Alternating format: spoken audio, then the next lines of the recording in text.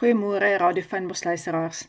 Ja, dit is maandagoggend, die begin van 'n nuwe week, die afsluiting van 'n maand, Junie, en ook die begin dan van Julie maand in hierdie week.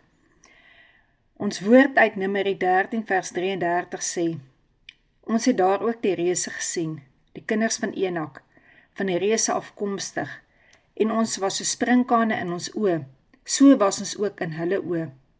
Die verspieders van Israel het die reëse gesien, maar Josua en Caleb het God gesien. Die van ons wat nog steeds twyfel vandag, sê nog steeds die volgende. Die manne het saam met hom opgetrek en het gesê: Ons kan nie teen die volk optrek nie, hulle is sterker as ons.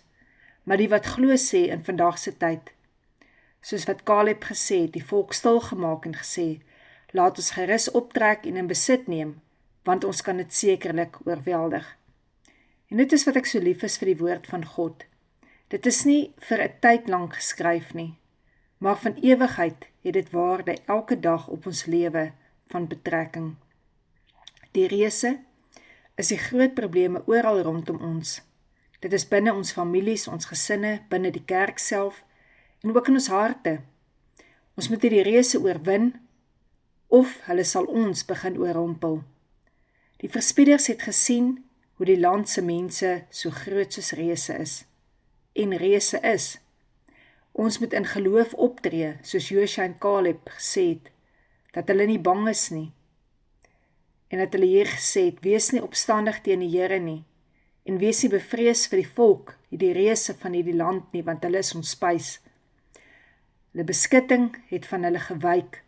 Die Here is met ons, wees nie bevrees vir hulle nie. Dit is 'n feit. As ons nie geloof het wat goed kan oorkom nie, dan sal ons deur hierdie reëse in ons lewe oorrompel word.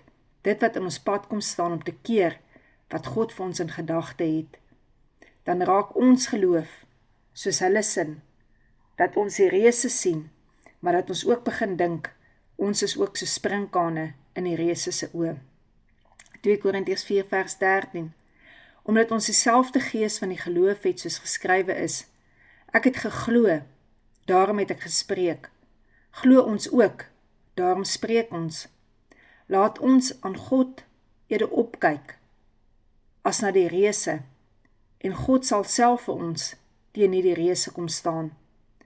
Ons kom teen reëse te stand, wanneer ons God dien, dit kan jy verseker weet, en wanneer jy Jesus volg, gaan jy die reëse sien. Dit was eers toe Israel begin vorentoe beweeg het, wat hulle grondgebied begin afneem het met die tyd. Dit was net Caleb wat die bergland van die reëse oorwin het. Heeltemal oorwin het. Hy het geen deel gehad verder wat die reëse met hom kon deel nie. Ons dink baie keer dat as ons kind van God is, daar nie probleme en opdraande struikelblokke in ons lewe sal kom nie. Maar dis juist die krag van God in ons wat konflikte na vore begin laat kom. Want dit is nou maar hoe die vyand werk. Hy sien jy gee jou lewe vir die Here en dit pla hom nie veel nie. Maar as jou lewe die Here sin begin raak en die Here jou lewe begin raak, dan eers begin jy vir hom 'n bedreiging raak. So het Paulus in hoeveel storms beland, waar hy werklik net die goeie nuus wou begin versprei het. Selfs slange, jy kan amper sê al die krag van die hel het teen hom gekom. En dit is juist wat dit beteken, wanneer ons God begin aanbid, die almagtige krag. Dis wat Paulus gesê het, toe hy gesê het, ek leef nie meer nie, maar nou leef Jesus in my. Paulus se konflikte het nie opgehou nie. Paulus het self gesê, ons word gedruk van alle kante, maar hierdie vernietig ons nie. 2 Korintiërs 4 vers 8 tot 10. In alles word ons verdruk, maar ons is nie te neergedruk nie. Ons is verleë, maar ons is nie radeloos nie. Ons word vervolg, maar ons is nie verlate nie. Ons word neergewerp, maar nie vernietig nie. Want gedurig dra ons die doding van die Here Jesus in die liggaam, sodat ook die lewe van Christus in ons liggaam openbaar kan word. Nou, as ek vir jou vanoggend die bloed van Jesus gee, en ek bied dit vir jou aan, dan bied ek vir jou aan wat by die kruis gebeur het. Alles waarvoor Jesus se bloed gestaan het, wat die oorwinning gebring het. is binnekant in jou. En ja, die verdrukking sal kom, maar dit is deur die bloed van Jesus wat ons staande bly en nie te neergedruk word nie. Dat ons verleë is, dat ons soms nie weet watter kant toe nie, maar ons raad raak nie op nie. Want Jesus Christus is binnekant in ons, die raadsman, die sterke God. Ons word vervolg, maar ons is nie verlate nie, want die Here is die heeltyd met ons.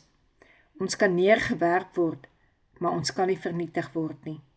Want al val 'n kind van God 7 keer, hy sal elke keer weer opstaan. Ons dra die doding van Jesus binnekant in ons liggaam, om juist te kan sê, dis nie meer ek wat lewe nie, maar dis Jesus wat in my lewe. Ons eet die liggaam van Jesus vir oggend, en ons weet ook, deur sy wonde het daar vir ons genesing gekom. So as ons die reuse in die oog staar, dan sien ons een iets, en ons sien ons God is groter as enigiets wat teen ons kan kom, en hy is vir ons. Here Jesus, baie dankie vir u bloed vanoggend. Dankie vir u liggaam. Dankie dat ons gevoed kan wees met die bloed van u, wat die lewe is, en met die liggaam van u, wat die genesing is. Amen.